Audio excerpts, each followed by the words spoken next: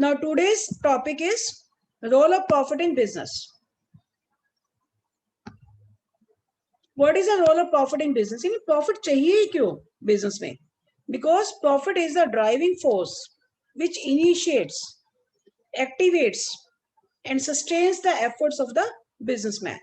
ये प्रॉफिट एक driving force है, मोटिवेट करता है, ड्राइव करता है ताकि कुछ इनिशिएट करे, यानी कुछ डिसीजन मेकिंग करे, एक्टिवेट करे और अपने आप को बिजनेस में, मतलब बिजनेसमैन के एफर्ट्स को सस्टेन करने के लिए, ताकि जो काम में लगा हुआ है मन लगा के काम करे ताकि वो उसको सस्टेनेबिलिटी बनी रहे, सस्टेन रहे वो बिजनेस में. ठीक है, तो profit is the driving force which initiates, activates and sustains the efforts of the businessman.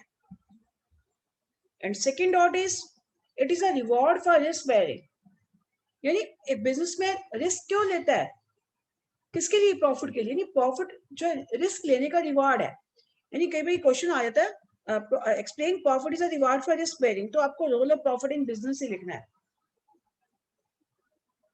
And third dot is profit is necessary for the survival, growth, prosperity and prestige of the business. यानी जिस business में जितने ज्यादा profits होंगे उतना ही लंबे समय तक के लिए सर्वाइव रहेगा, ग्रोथ रहेगी बिजनेस की, प्रोस्पेरिटी रहेगी और प्रेस्टीज भी बिजनेस की ज्यादा होगी. यानी जिस बिजनेस में जितने ज्यादा प्रॉफिट्स होते हैं उसकी प्रेस्टीज, उसकी ग्रोथ और प्रोस्पेरिटी और सर्वाइवल ज्यादा रहता है.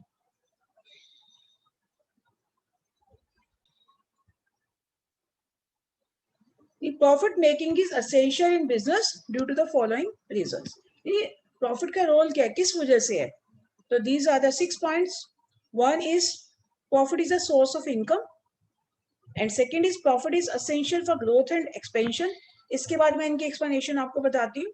And third point is profit is the index of business performance. ये प्रॉफिट से बिजनेस की परफॉर्मेंस का पता लगता है कि बिजनेस की परफॉर्मेंस कैसी हो रही. प्रॉफिट ज्यादा तो परफॉर्मेंस अच्छी होगी, डिटेल में अभी बता रही हूँ आपको. And fourth point is profit is a reward for taking a risk bearing. And fifth is profit enhances prestige. And sixth is profit increases the efficiency of the business. यानी profit से ही सारे benefits होते हैं. Profit का इतना role है. यानी point one, profit is a source of income. यानी इनकम का सोर्स ही प्रॉफिट है. अगर इनकम नहीं होगा तो प्रॉफिट नहीं होगा तो उसकी इनकम कहाँ से आएगी? Profit is a source of income and it provides the means for livelihood for the businessman. अगर प्रॉफिट नहीं होगा तो अपना लाइवलीहुड कैसे चलाएगा, अपने जो है गुजारा कैसे चलाएगा? ठीक है, यानी प्रॉफिट क्या है? इनकम का सोर्स है और ये जो है एक बिजनेसमैन की लाइवलीहुड का मीन्स भी है. It provides the means for livelihood for the businessman.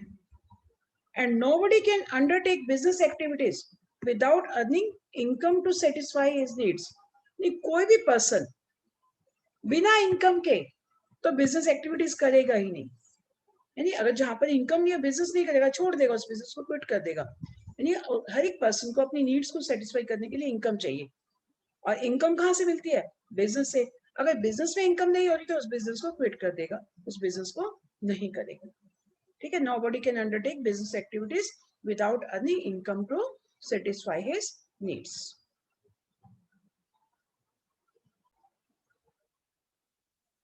Second point, profit is essential for growth and expansion. यानी किसी बिजनेस की ग्रोथ के लिए और एक्सपेंशन के लिए प्रॉफिट एसेंशियल है. क्योंकि जो हमने इकोनॉमिक ऑब्जेक्टिव्स किए थे वहां पर ही ये पॉइंट आया था, सर्वाइवल, प्रॉफिट एंड ग्रोथ. यानी जो है बिजनेस के मेन पर्पस क्या है कि सर्वाइवल, प्रॉफिट एंड ग्रोथ है, ऑर्गेनाइजेशनल ऑब्जेक्टिव्स हैं. यानी प्रॉफिट किस लिए जरूरी है? किसी बिजनेस को ग्रो करना, एक्सपेंड करना, तो उसके लिए प्रॉफिट जरूरी है. ये प्रॉफिट प्रोवाइड्स नेसेसरी फंड्स, कि प्रॉफिट से तो पैसा आता है for growth and expansion of the business activities. यानी बिजनेस को ग्रो करना, एक्सपेंशन करनी है तो प्रॉफिट से ही नेसेसरी फंड्स आते हैं. तो retention of profit as an internal source of funds. What does it mean retention of profit? Owner क्या करते हैं बेटा, बिजनेसमैन क्या करते हैं, सारा प्रॉफिट अपने लाइवलीहुड पे नहीं ले जाते, अपने घर पे नहीं लेके जाते. बिजनेसमैन की एक नेचर है कि part of profit is reinvested in the business. Part of profit is always reinvested in the business. तो कुछ ना कुछ हिस्सा बिजनेस में री इन्वेस्ट करता है किसके लिए? एक्सपेंशन के लिए, बिजनेस की ग्रोथ के लिए, एक्सपेंशन एंड ग्रोथ के लिए। अगर मान लो वही पैसा वो अगर बैंक से लेता, तो बैंक से तो उसको या फाइनेंशियल इंस्टीट्यूशन से लोन लेता, तो उसे क्या देना पड़ता है? उसके ऊपर इंटरेस्ट पे करना पड़ता। तो ये जो रिटेंशन ऑफ प्रॉफिट है, अच्छा इसका एक बहुत अच्छा नेम है, इसे अभी अकाउंट्स की लैंग्वेज में इसे सॉरी बिजनेस की लैंग्वेज में इसे बोलते हैं, अकाउंट्स की लैंग्वेज में भी यही बोलते हैं, रिटेन्ड अर्निंग। रिटेन्ड अर्निंग यानी अर्निंग को बिजनेस में रिटेन करना। Retention of profit means retained earning, यानी the part of profit which is reinvested in the business, यानी बिजनेस में रिटेन किया जाता है, तो उसे क्या बोलते हैं? Retained earning. और जो retained earning it is a internal source of funds, यानी बाहर से पैसा नहीं लेना पड़ा, ऑनर का प्रॉफिट था, ऑनर ने बिजनेस में लगा दिया। तो अगर किसी पर्सन के पास प्रॉफिट ज्यादा है, तो उसको बोरोड फंड पे डिपेंड कम रहना पड़ेगा, बैंक और फाइनेंशियल इंस्टीट्यूशन पे डिपेंड कम रहना पड़ेगा। तो जो बिजनेस रिटेन्ड अर्निंग पे डिपेंड रहता है, वो बिजनेस ज्यादा सक्सेसफुल रहता है। तो that is why profit is essential for growth and expansion. इसी प्रॉफिट से ही वो बिजनेस को ग्रो कर सकता है और एक्सपेंशन कर सकता है।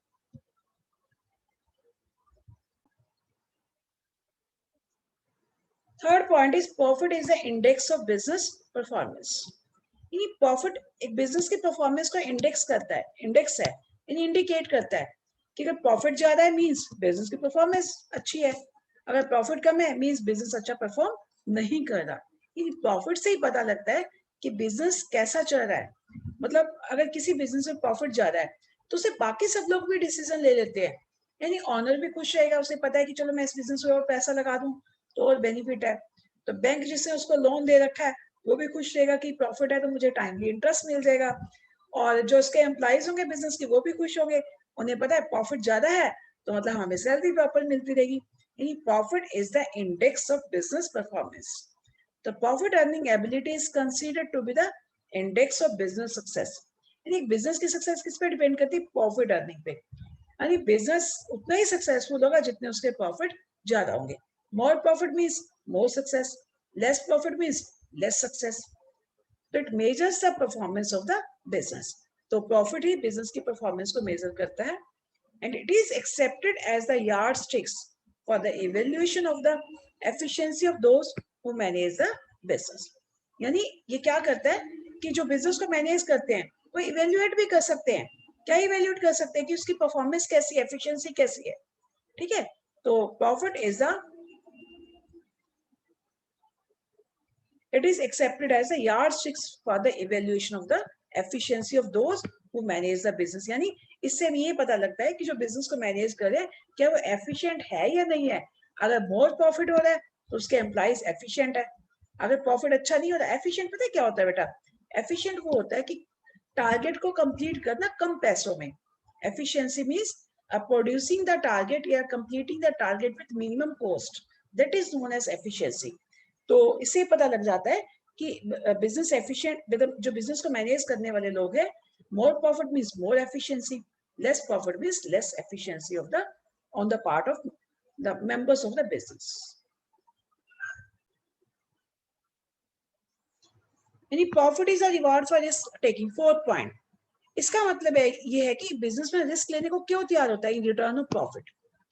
क्योंकि उसे पता है कि बिजनेस में बहुत सारी अनसर्टेनिटीज है, इतनी अनसर्टेनिटीज है, लेकिन उस अनसर्टेनिटीज से भी ओवरकम होने के लिए मतलब अपना बचाव करता है, किस लिए? प्रॉफिट कमाने के लिए। तो in nutshell we can say profit represent a reward for risk bearing.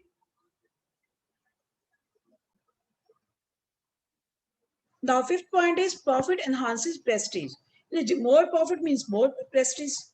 Understood है? कहते हैं कि जिसके पास पैसा ज्यादा है उसकी वैल्यू भी ज्यादा है, वैसे सेम बिजनेस में भी वही है कि जितना ज्यादा प्रॉफिट होगा उतनी बिजनेस की रेपुटेशन ज्यादा होगी। यानी profit provides economic power and prestige to a business. यानी इकोनॉमिक पावर मतलब पैसा उसके पास ज्यादा रहेगा और प्रेस्टीज भी उसकी ज्यादा रहेगी। It improves the credit worthiness as well as the bargaining strength of the business. ये दो वर्ड्स क्या है? क्रेडिट वर्दीनेस का क्या है? यानी क्रेडिट वर्दीनेस होता है कि रेपुटेशन ही माना जाता है, इसमें गुडविल ही माना जाता है। क्रेडिट लेने के लिए उधार उसको आसानी से मिल जाएगा। अगर मान लो उसने कहीं से उधार में बैंक से लोन लेना है तो लोन बड़ी आसानी से मिल जाता है। यानी जिस बिजनेस के प्रॉफिट ज्यादा है उसे बैंक लोन भी आसानी से देता है, यानी उस बिजनेस की क्रेडिट वर्दीनेस, रेपुटेशन, क्रेडिट लेने की वर्दीनेस, क्रेडिट वर्दीनेस मतलब क्रेडिट लेने की एफिशिएंसी ज्यादा होती है उस बिजनेस के पास, लोग उसको क्रेडिट देने के लिए तैयार रहते हैं, ठीक है।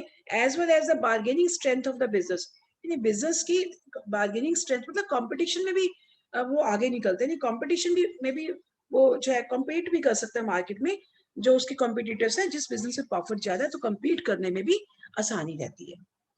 And profit making firm can raise funds on easy terms, वो मैंने बता ही दिया कि जो प्रॉफिट मेकिंग फर्म्स है उसे पैसा आसानी से मिल जाता है और इजी टर्म्स में मिल जाता है, क्योंकि हर कोई इस पर बिलीव करने के लिए तैयार रहता है। It is in a better position to offer attractive pay to attract qualified and train personal.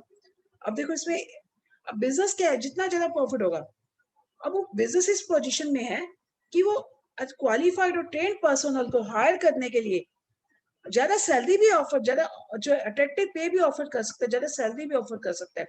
अगर जिस बिजनेस के पास प्रॉफिट कम है तो प्रॉफिट कम का होने से क्या होगा, वो सैलरी कम देगा। अब कम सैलरी में तो जो सफिशिएंट लोग तो नहीं आ पाएंगे ना, क्वालिफाइड लोग तो नहीं आ पाएंगे ना, इनएफिशिएंट ही आएंगे। अगर उसे ट्रेड पर्सनल चाहिए या क्वालिफाइड पर्सनल चाहिए, पर्सनल मीन्स या एम्प्लॉइज है बेटा, पर्सनल मीन्स एम्प्लॉइज। अगर उसे ट्रेड एम्प्लॉइज चाहिए, क्वालिफाइड एम्प्लॉइज चाहिए, तो उसे ज्यादा सैलरी तो देनी ही पड़ेगी। जब अट्रैक्टिव पे ऑफर करेगा, कैसे करेगा, प्रॉफिट से। तो प्रॉफिट से क्या होगा, हमारे बिजनेस की रेपुटेशन बढ़ती है, जितने क्वालिफाइड जो ट्रेन पर्सनल होंगे उससे भी बिजनेस की रेपुटेशन और भी ज्यादा इंक्रीज होती है।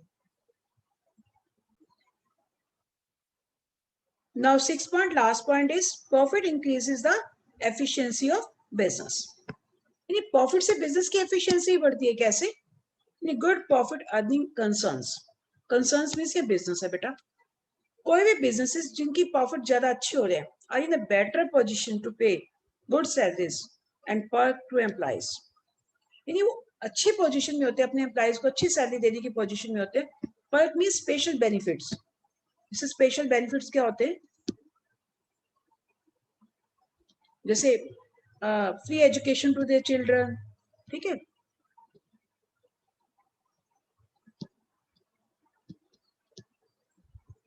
जैसे ट्रिप टू गोवा, जब गोवा घूम के, अब तो खैर कौन जाएगा, ठीक है।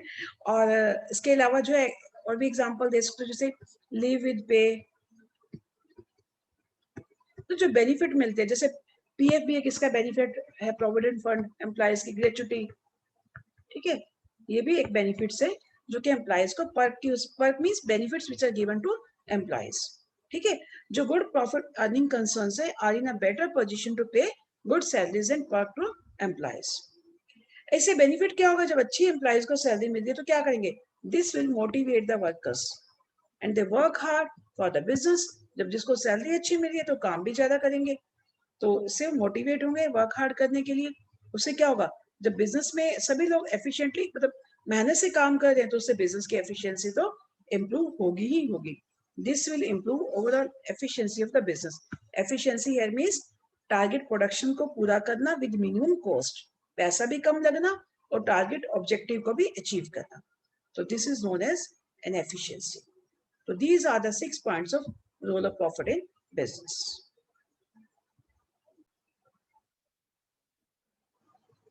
Now next topic is business risk. अब business risk में क्या है, risk means the possibility of loss, यानी risk का मतलब क्या है, loss की possibility होना, so that is known as business risk. In business risk is unavoidable. Business में risk को तो avoid कर ही नहीं सकते, risk is always unavoidable, इससे बचा नहीं जा सकता। अब रिस्क होता क्या है, it can be defined as a chances of loss due to certain uncertain event in the future, यानी चांस ऑफ लॉस किसी भी रीजन से, चाहे वो सर्टेन रीजन हो चाहे वो अनसर्टेन हो। अब अनसर्टेन रीजन तो पता ही है, जैसे चेंज इन फैशन भी ले सकते हो आप, जैसे कोविड-19 का भी एग्जांपल दे सकते हो यहाँ पर, और जो है change in taste of the customers, ठीक है, लोग आजकल वेस्टर्न कल्चर की तरफ बढ़ रहे हैं, तो रिस्क तो किसी भी टाइप का बिजनेस में, और रिस्क सर्टेन भी है और अनसर्टेन भी है, दोनों तरीके से यानी अंदाजा भी लगा सकते हैं और अनसर्टेन कंडीशंस में भी होता है। And business enterprises usually face two types of risk, one is speculative, जिसको स्पेकुलेट कर सकते हैं, भाई पता लगा सकते कि आने वाले टाइम में ऐसा हो सकता है, ठीक है, एक है प्योर रिस्क जिसको हम स्पेकुलेट नहीं कर सकते, जिसका हम अंदाजा नहीं लगा सकते। तो स्पेकुलेटिव रिस्क क्या है बच्चे? Speculative risk involves both the possibility of gain, यानी वहां पर स्पेकुलेशंस में फायदा भी हो सकता है और लॉस भी हो सकता है, दोनों बातें हैं। यानी स्पेकुलेशंस जो लगाई जाती है उसमें पॉसिबिलिटी ऑफ गेन भी है एज वेल एज लॉस भी है। जैसे फॉर एग्जांपल जैसे आपने ये अंदाजा लगाया कि जैसे आपने कई बार स्पेकुलेशन सुनी होगी, क्रिकेट में भी स्पेकुलेशन होती है, ठीक है, जितने मैचेस होते हैं फुटबॉल मैच में भी होती है, तो स्पेकुलेटर पकड़े जाते हैं, उसमें बेनिफिट भी हो सकता है। अगर जो शर्त लगाते हैं बेट जीत गए तो प्रॉफिट है, नहीं तो हार गए तो लॉस है। तो बिजनेस में भी स्पेकुलेशन होती है ना, अंदाजा लगाते हैं कि आने वाले टाइम में ऐसा हो सकता है। हेड या टेल, ये स्पेकुलेटिव कंडीशंस है। जैसे कॉइन आप टॉस करोगे तो क्या होगा, हेड भी आ सकता है, टेल भी आ सकता है। तो this is known as speculation. ये गेन भी हो सकता है, प्रॉफिट भी, लॉस भी हो सकता है। It may rise due to change in demand, यानी डिमांड चेंज होने की वजह से भी हो सकता है। इन दिस डिमांड में इंक्रीज और डिक्रीज, डिमांड बढ़ भी सकती है और कम भी हो सकती है। और अनदर एग्जांपल क्या है इसका, change in price of raw material. अब रॉ मटेरियल के प्राइसेस चेंज हो गए, डिक्रीज भी हो सकते हैं और इंक्रीज भी हो सकते हैं, ठीक है।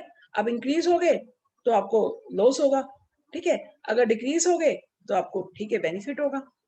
And favourable market conditions are likely to result in gains. अगर आपकी मार्केट कंडीशन फेवरेबल है, यानी मार्केट में आपकी प्रोडक्ट खूब बिक रही है धड़ाधड़, तो आपको गेन्स होंगे।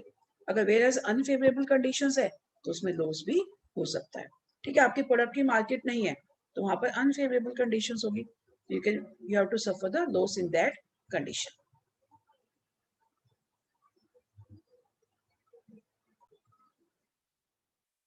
Now pure risk, a pure risk क्या है?